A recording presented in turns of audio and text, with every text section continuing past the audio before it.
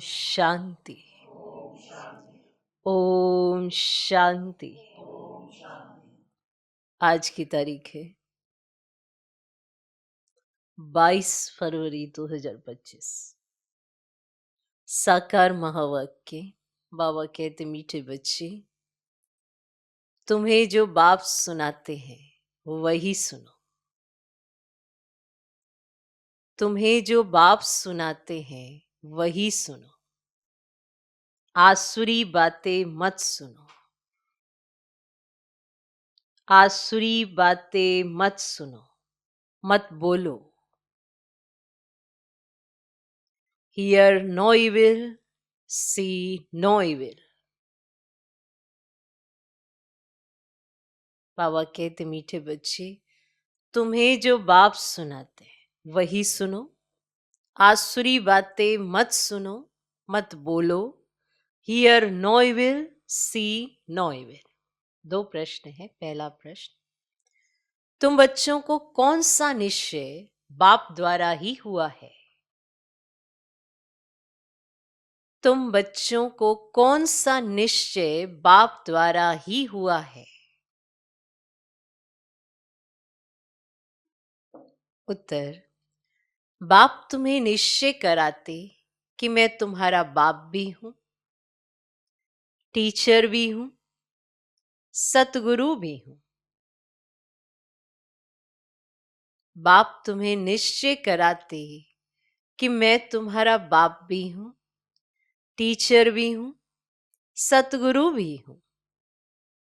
तुम पुरुषार्थ करो इस स्मृति में रहने का। तुम पुरुषार्थ करो इस स्मृति में रहने का। परंतु माया तुम्हें यही भुलाती है। परंतु माया तुम्हें यही भुलाती है। अज्ञान काल में तो माया की बात नहीं। अज्ञान काल में तो माया की बात नहीं। दूसरा प्रश्न, कौन सा चार्ट रखने में विशाल बुद्धि चाहिए? कौन सा चार्ट रखने में विशाल बुद्धि चाहिए? उत्तर, अपने को आत्मा समझकर बाप को कितना समय याद किया। अपने को आत्मा समझ बाप को कितना समय याद किया, इस चार्ट रखने में बड़ी विशाल बुद्धि चाहिए। देही अभिमानी हो, बाप को याद करो, तब विक्रम विनाश हो। देही अभिमानी हो, बाप को याद करो, तब विक्रम विनाश हो। ओम शांति। स्टूडेंट ने ये समझा है कि टीचर आए हुए हैं। अब ये तो बच्चे जानते हैं वे बाप भी है, शिक्षक भी है और सुप्रीम सतगुरु भी है। बच्चों को स्मृति में है, परंतु नंबरवार पुरुषार्थ अनुसार। कायदा कहता है, जब एक बार जान गए कि टीचर है अथवा ये बाप है, गुरु है, तो फिर भूल नहीं सकते। कायदा तो यही कहता है। जब एक बार जान लिया बाप है, टीचर है, गुरु है, तो फिर ये बात तो भूल नहीं सकते। परंतु यहां माया भुला देती है। अज्ञान काल में माया कभी भुलाती नहीं। बच्चा कभी भूल नहीं सकता कि हमारा यह बाप है, उनका यह ऑक्यूपेशन है। लौकिक में भूलते हैं क्या? बच्चे को खुशी रहती है, हम बाप के धन का मालिक हूं। भल खुद भी पढ़ते हैं, परंतु बाप की प्रॉपर्टी तो मिलती है ना। अब यहां तुम बच्चे भी पढ़ते हो और बाप की तुम्हें प्रॉपर्टी भी मिलती है। तुम राजयोग सीख रहे हो। बाप द्वारा निश्चय हो जाता है, हम बाप का हूं। बाप ही सदगति का रास्ता बता रहे हैं। इसीलिए वे सतगुरु भी है। अब यह बातें भूलनी नहीं चाहिए। जो बाप सुनाते वही सुनना है। अब ये जो बंदरों का खिलौना बनाते वो दिखाते हैं, hear no evil, see no evil. अब ये है मनुष्य की बात। बाप कहते हैं आसुरी बातें मत बोलो, मत सुनो, मत देखो। Hear no evil. अब ये पहले बंदरों का बनाते थे, अभी तो मनुष्यों का बनाते हैं। और तुम्हारे पास नलिनी का बनाया हुआ है, तो तुम बाप के गलानी की बातें मत सुनो। बाप कहते मेरी कितनी गलानी करते हैं। तुमको मालूम है श्री कृष्ण के भक्त के आगे धूप जगाते हैं तो राम के भक्त नाक बंद कर लेते हैं। ये आपको मालूम है? एक दो की खुशबू भी अच्छी नहीं लगती, आपस में जैसे दुश्मन हो जाते हैं। अब तुम हो रामवंशी, दुनिया है सारी रावण वंशी। यहां धूप की तो बात नहीं है। तुम जानते हो बाप को सर्वव्यापी कहने से क्या गति हुई है? ठिक्कर भीतर में कहने से ठिक्कर बुद्धि हो गए। तो बेहद का बाप जो तुमको वर्षा देते हैं, उनकी इतनी गलानी करते हैं। अब ज्ञान तो कोई में है नहीं, वह ज्ञान रतन नहीं परंतु पत्थर है। अभी तुम्हें बाप को याद करना पड़े। बाप कहते मैं जो हूं, जैसा हूं, यथार्थ रीति मुझे कोई नहीं जानते। बच्चों में भी नंबरवार है, तो बाप को यथार्थ रीति याद करना है। वह भी इतनी छोटी बिंदी है, उनमें भी ये सारा पाठ भरा हुआ है। बाप को यथार्थ रीति जानकर याद करना है, अपने को आत्मा समझना है। भले हम बच्चे हैं, परंतु ऐसे नहीं कि बाप की आत्मा बड़ी हमारी छोटी है। नहीं, भले बाप नॉलेजफुल है, परंतु आत्मा कोई बड़ी नहीं हो सकती। तुम्हारी आत्मा में भी नॉलेज रहती है, परंतु नंबरवार। स्कूल में भी नंबरवार पास होते हैं ना। 0 मार्क्स कोई की नहीं होती, कुछ ना कुछ मार्क्स ले लेते हैं। बाप कहते मैं जो तुमको ये ज्ञान सुनाता हूं, ये प्राय लोप हो जाता है। फिर भी चित्र हैं, शास्त्र भी बनाए हुए हैं। बाप तुम आत्माओं को कहते हैं हियर नो इविल। इस आसुरी दुनिया को क्या देखना है? इस छीछी दुनिया से आंखें बंद कर लेनी है। अब आत्मा को स्मृति आई है, ये है पुरानी दुनिया, इससे क्या कनेक्शन रखना है? आत्मा को स्मृति आई है कि इस दुनिया को देखते भी नहीं देखना है, अपने शांति धाम और सुखधाम को याद करना है। आत्मा को ज्ञान का तीसरा नेत्र मिला है, तो ये सिमरन करना है। और भक्ति मार्ग में भी सवेरे उठकर माला फेरते, सवेरे का मुहूर्त अच्छा समझते हैं। और ब्राह्मणों का मुहूर्त है। ब्रह्मा भोजन की भी महिमा है, ब्रह्म भोजन नहीं, ब्रह्मा भोजन। तुमको भी ब्रह्मा कुमारी के बदले ब्रह्म कुमारी कह देते हैं, समझते नहीं है। ब्रह्मा के बच्चे तो ब्रह्मा कुमार कुमारियां होंगे ना। ब्रह्म तो तत्व है, रहने का ठिकाना है, उनकी क्या महिमा होगी? बाप बच्चों को उलाना देते हैं। बच्चे तुम एक तरफ तो पूजा करते हो, दूसरी तरफ फिर सबकी गलानी करते हो।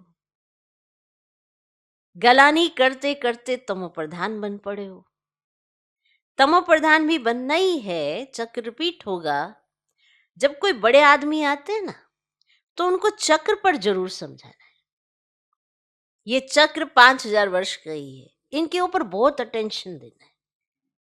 रात के बाद दिन जरूर होना ही है, तो ये हो नहीं सकता कि रात के बाद दिन ना हो। और कलयुग के बाद सतयुग जरूर आना है, तो ये वर्ल्ड की हिस्ट्री ज्योग्राफी रिपीट होती है।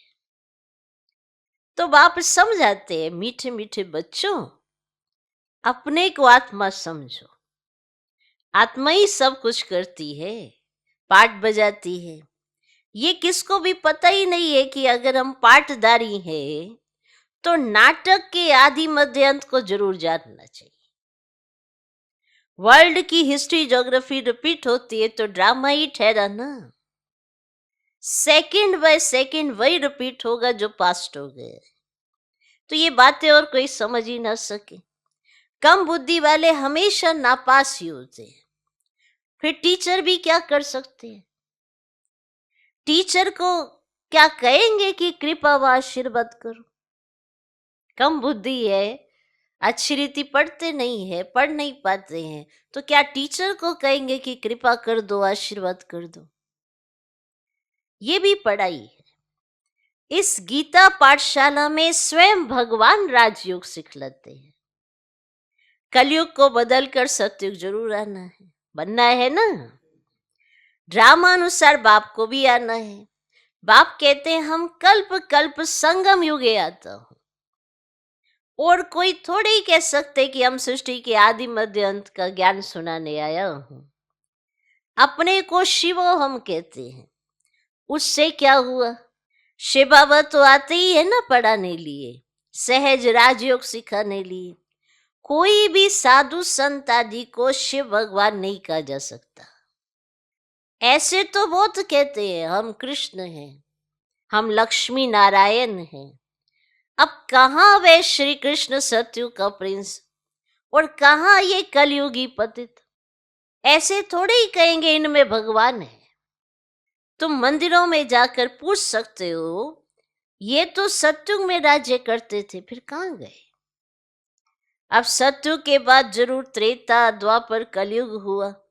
सतयुग में सूर्यवंशी राज्य था और त्रेता में चंद्रवंशी। तो ये सब नॉलेज तुम बच्चों की बुद्धि में है। इतने ब्रह्मा कुमार कुमारियां है, जरूर प्रजापिता भी होगा। फिर ब्रह्मा द्वारा मनुष्य सृष्टि रचते हैं। अब क्रिएटर ब्रह्मा को नहीं कहा जाता है, वे फिर गॉड फादर है। कैसे रचते वे तो बाप सम्मुख ही बैठ समझाते हैं। ये शास्त्र तो बाद में बने, जैसे क्राइस्ट ने समझाया उनका बाइबल बन गया। बाद में बैठ गायन करते हैं। सर्व का सदगति दाता, सर्व का लिबरेटर, पतित पावन एक बाप गया हुआ है। उनको याद करते हैं कि हे गॉड फादर रहम करो। अब फादर एक होता है, ये है सारे वर्ल्ड का फादर। मनुष्य को पता ही नहीं है कि सर्व दुखों से लिबरेट करने वाला कौन है। अभी सृष्टि भी पुरानी, मनुष्य भी पुराने तमो प्रधान है। ये है ही iron aged world. Golden age था ना, फिर होगा जरूर। ये विनाश हो जाएगा, वर्ल्ड वार होगी, अनेक कुदरती आपदाएं भी होती है। समय तो यही है।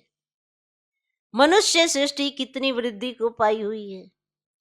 तुम तो कहते रहते हो भगवान आया हुआ है। तुम बच्चे सभी को चैलेंज देते हो कि ब्रह्मा द्वारा एक आदि सनातन देवी देवता धर्म की स्थापना हो रही है। ड्रामा अनुसार सब सुनते रहते हैं, देवी गुण भी धारण करते हैं। तुम जानते हो हमारे में कोई गुण नहीं था। नंबर 1 अवगुण है काम विकार का, जो कितना हैरान करता है। माया की कुश्ती चलती है, ना चाहते भी माया का तूफान गिरा देता है। आयरन एज तो है ना, काला मुंह कर देते हैं, सांवरा मुंह नहीं कहेंगे। श्री कृष्ण के लिए दिखाते सर्प ने डसा तो सांवरा हो गया। इज्जत रखने के लिए सांवरा कह दिया है। काला मुंह दिखाने से इज्जत चली जाए तो दूर देश निराकार देश से मुसाफिर आते हैं। आयरन एज्ड दुनिया काले शरीर में आकर इनको भी गोरा बनाते हैं। अब बाप कहते तुमको फिर सतो प्रधान बनना है, मुझे याद करो तो विक्रम विनाश होंगे और तुम विष्णुपुरी के मालिक बन जाएंगे। तो ये ज्ञान की बातें समझने की है।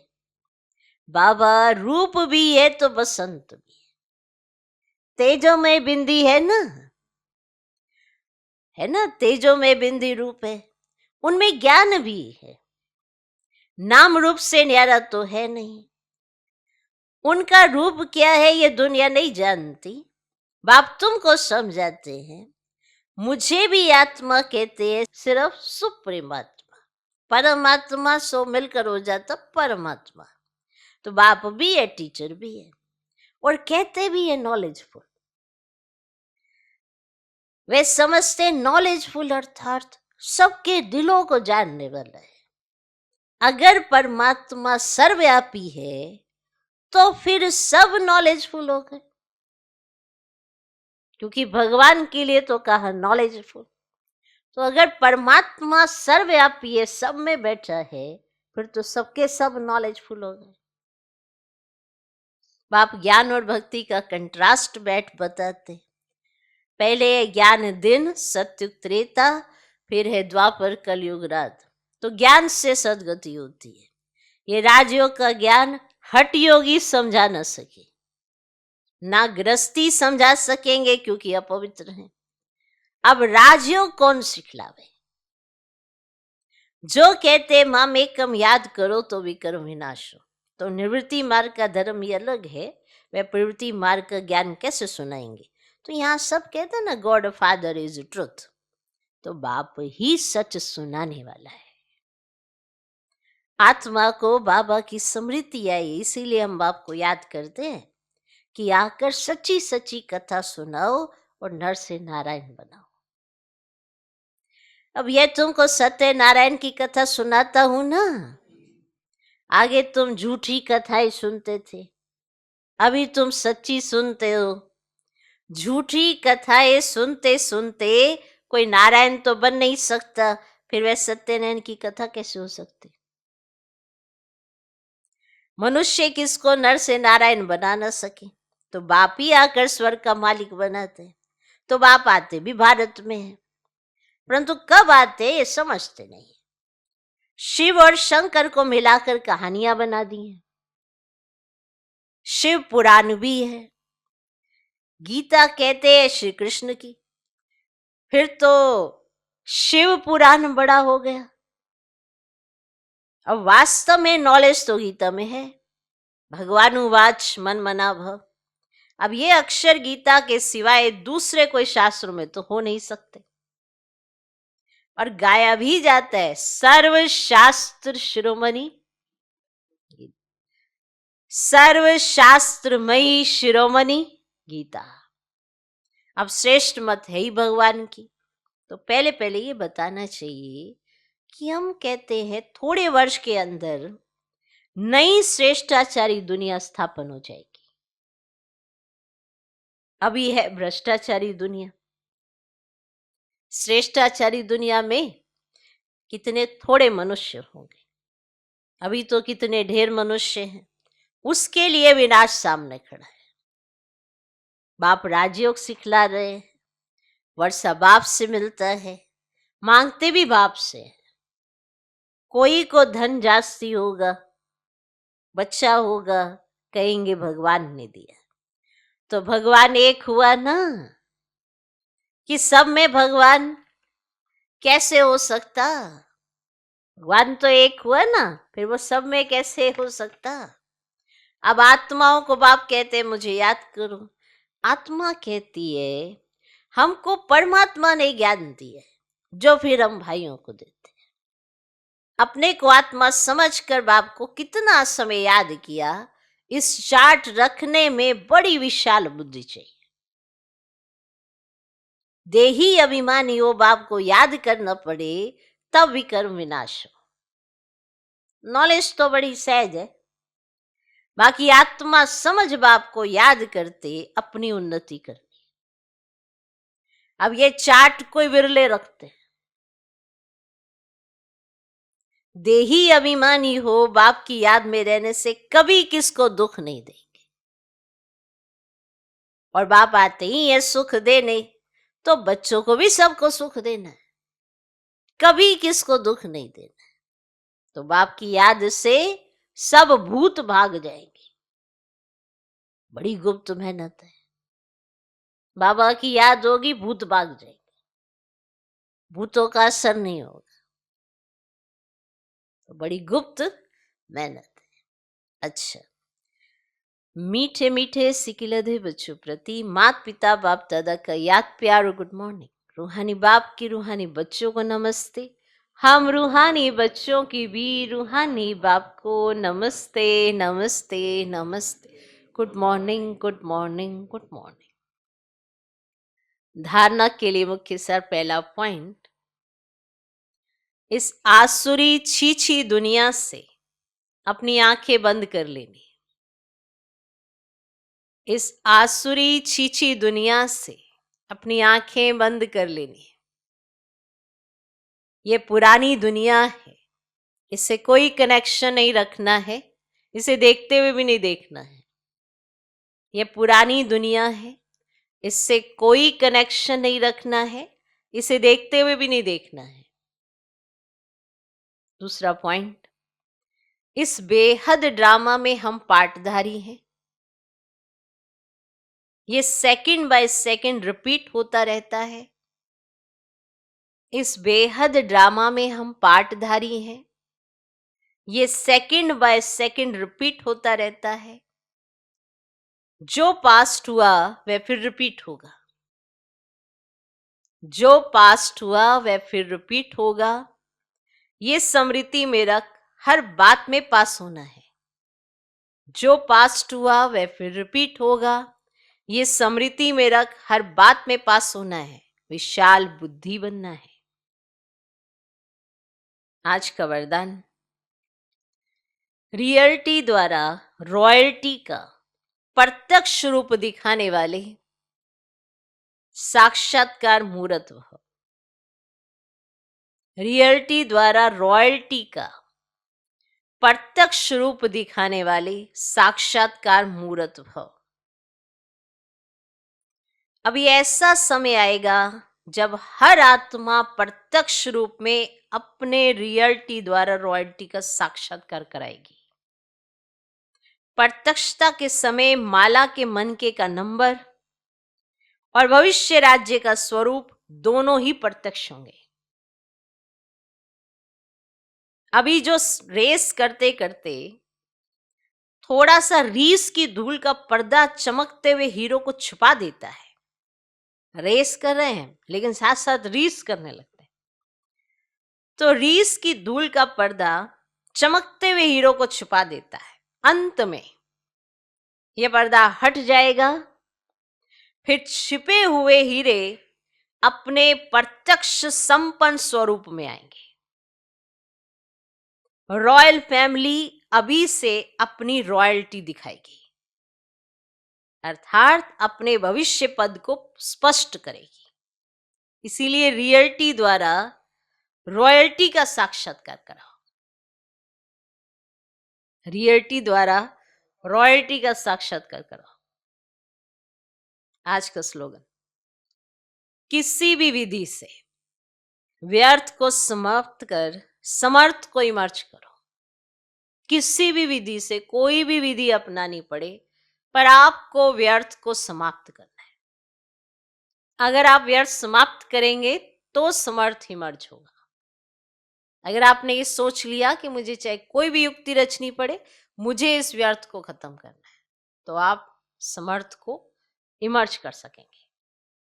समर्थ तो है सबके पास, लेकिन इमर्ज नहीं रहता, क्योंकि व्यर्थ में बुद्धि बो जाती है, हम उसे खत्म नहीं करते हैं। तो इसीलिए बाबा कहते किसी भी विधि द्वारा कोई भी विधि अपनाओ, लेकिन व्यर्थ को समाप्त कर समर्थ को इमर्ज करो। अव्यक्त इशारे, एकांत प्रिय बनो, एकता और एकाग्रता को अपनाओ। स्वयं का कल्याण करने के लिए व स्वयं का परिवर्तन करने के लिए विशेष एकांतवासी अंतर्मुखी बनो। नॉलेजफुल हो लेकिन पावरफुल बनो। हर बात के अनुभव में स्वयं को संपन्न बनाओ। किसका बच्चा हूं, क्या प्राप्ति है, इस पहले पाठ के अनुभवी मूर्त बनो। एकता और एकाग्रता को अपनाओ तो सहज ही माया जीत हो जाएंगे। ओम शांति।